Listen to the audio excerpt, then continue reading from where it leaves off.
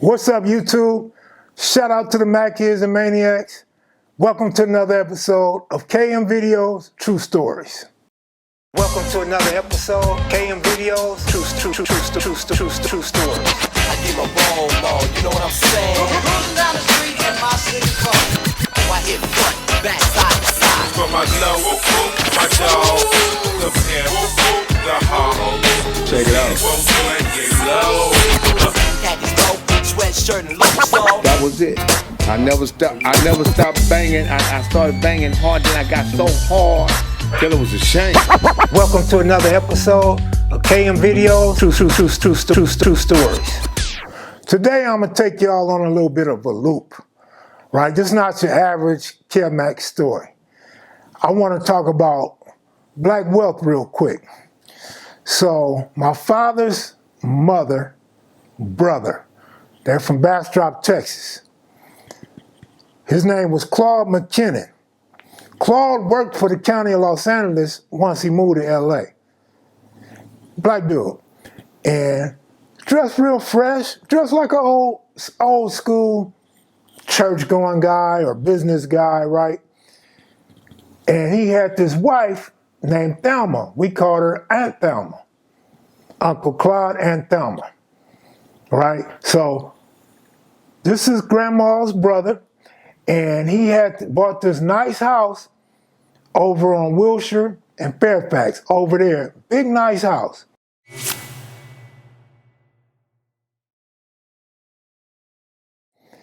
And he opened up 2 girls' homes.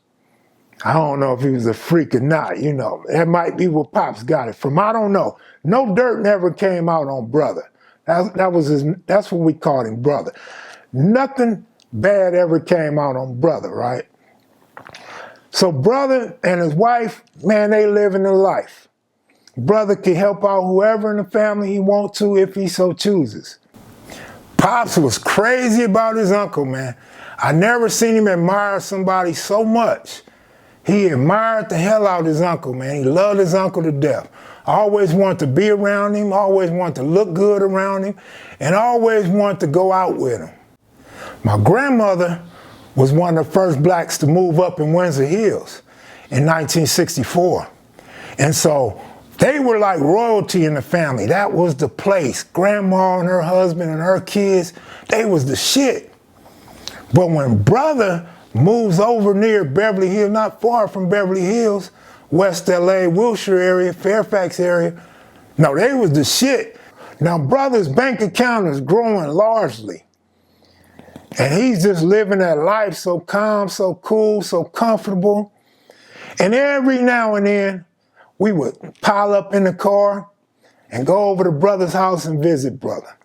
And on holidays, brother would come to my grandmother's house and visit the family over there.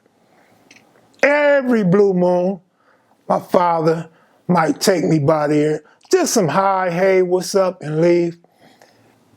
And Claude, brother, great uncle, whatever, he got into jewelry, and he was getting this fine, expensive jewelry, this Italian jewelry, this jewelry coming from Italy.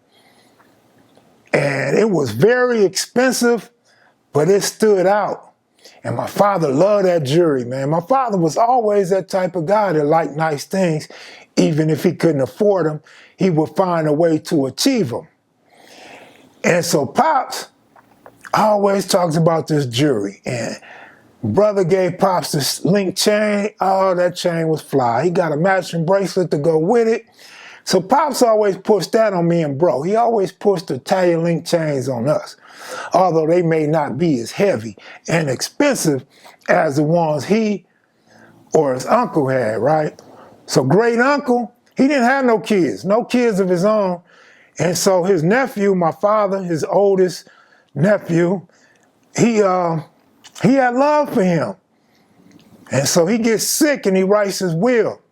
And he's leaving a lot of shit to my father. He's leaving him some money, he's leaving him all his jewelry, probably some cars.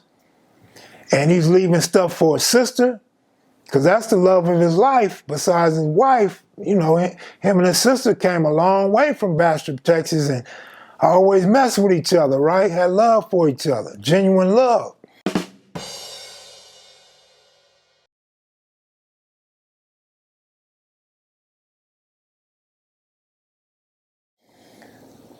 Great uncle dies.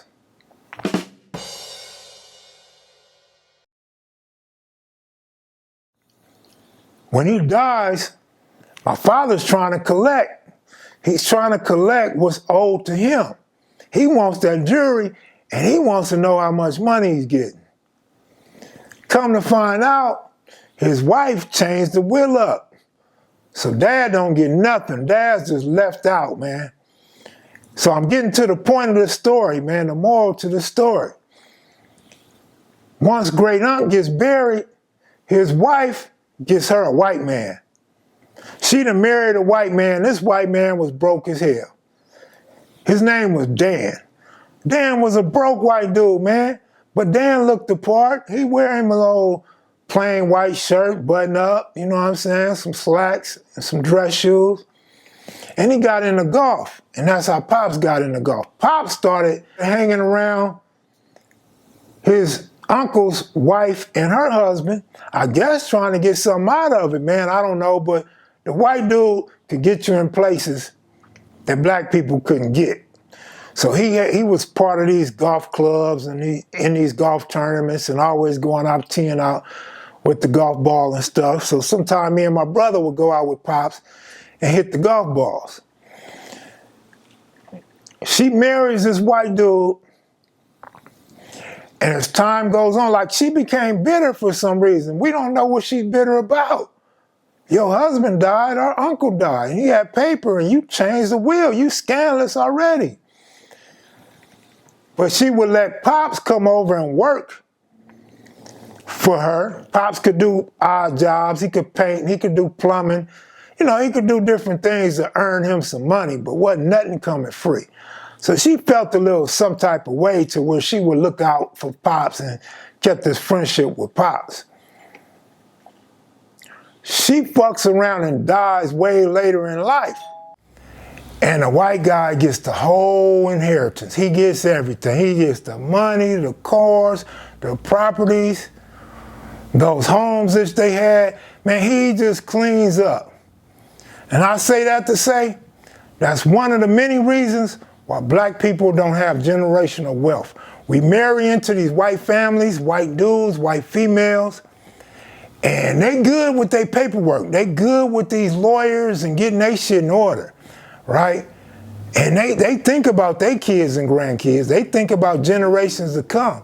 They also think about when your ass die, what type of life they could live. That's why when you watch all these forensics and murder mysteries, it's always the white partner killing the other one to get that money from the insurance. You see it all the time on all the shows, real talk. And so when we marry into these other families, man, we are hurting our black family and the next generations as far as wealth. And so I want to share that with y'all. And I want y'all to hit the like button, leave a comment, tell me what type of stories you want. I got some more coming up, hopefully soon.